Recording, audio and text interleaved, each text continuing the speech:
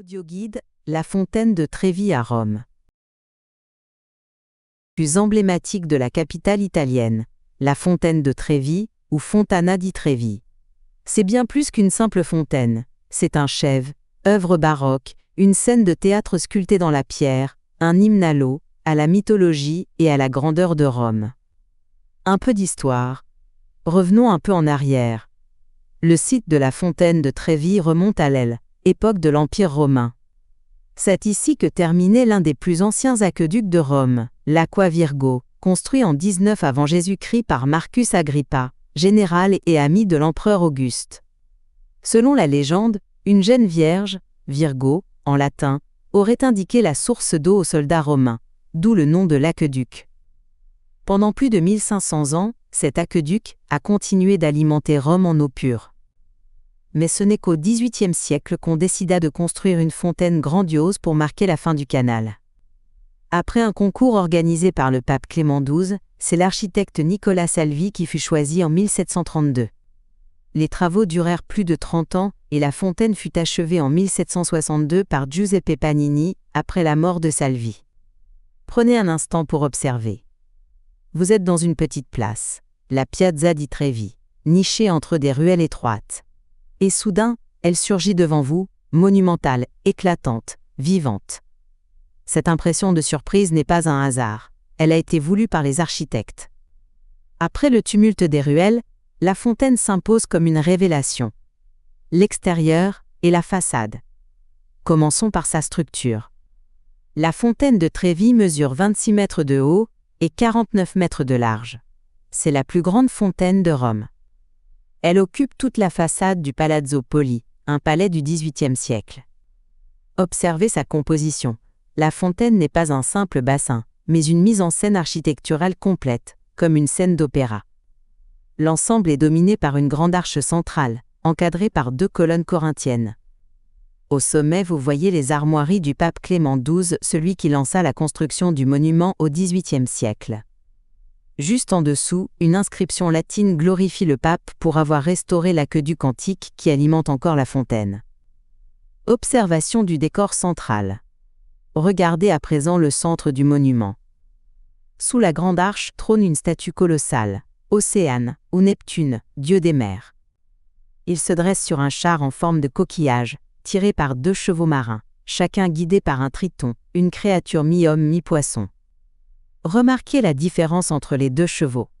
Celui de gauche est agité, celui de droite, calme. Il symbolise les 2 visages de la mer, tantôt paisibles, tantôt déchaînés. Autour de Neptune, l'eau ruisselle sur des rochers sculptés, symbolisant la nature domptée par la puissance divine. Tout est mouvement, énergie et harmonie. Le bruit de l'eau renforce encore l'impression de vie, c'est un théâtre d'eau et de pierre. Les statues latérales et les symboles.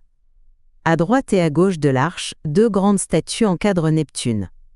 À gauche, la statue représente l'abondance, tenant une corne d'abondance remplie de fruits. À droite, la santé, ou salubrité, porte une coupe dont un serpent boit l'eau. Au-dessus de ces statues, observez les bas-reliefs sculptés. Celui de gauche montre la jeune Vierge indiquant la source de l'Aqua Virgo. Celui de droite illustre Agrippa, ordonnant la construction de l'aqueduc. Ces scènes racontent la légende fondatrice de la fontaine et rappellent le lien éternel entre Rome et son eau. L'eau et les anecdotes. L'eau et le bassin. À présent, portez votre regard vers le bas, sur le grand bassin d'eau turquoise. Il semble presque naturel, comme une grotte, un fragment de nature apprivoisée. L'eau qui jaillit ici provient toujours de l'ancien aqueduc romain. Elle circule dans la ville depuis plus de 2000 ans, un exploit technique et symbolique. Le son de l'eau est constant, puissant. C'est une musique en soi, qui accompagne la vie du quartier jour et nuit. L'intérieur invisible, le système hydraulique. Bien sûr, la fontaine de Trevi n'a pas d'eau, intérieure au sens classique, mais caché derrière la façade se trouve un système hydraulique ingénieux. Un vaste réseau de canalisations et de bassins régule le débit de l'eau, provenant toujours de l'Aqua Virgo. L'eau arrive par gravité depuis une source située à plus de 20 km de Rome. Ce système millénaire fonctionne encore aujourd'hui presque comme à époque d'Agrippa. Un petit local technique permet de filtrer l'eau et de récupérer les pièces sans endommager les sculptures. C'est un véritable chef-œuvre d'ingénierie dissimulé derrière la beauté visible. La tradition des pièces de monnaie. Vous voyez sûrement des visiteurs lancer des pièces dans la fontaine. C'est une tradition devenue mondiale. Selon la coutume, il faut tourner le dos à la fontaine et jeter la pièce par-dessus son épaule droite.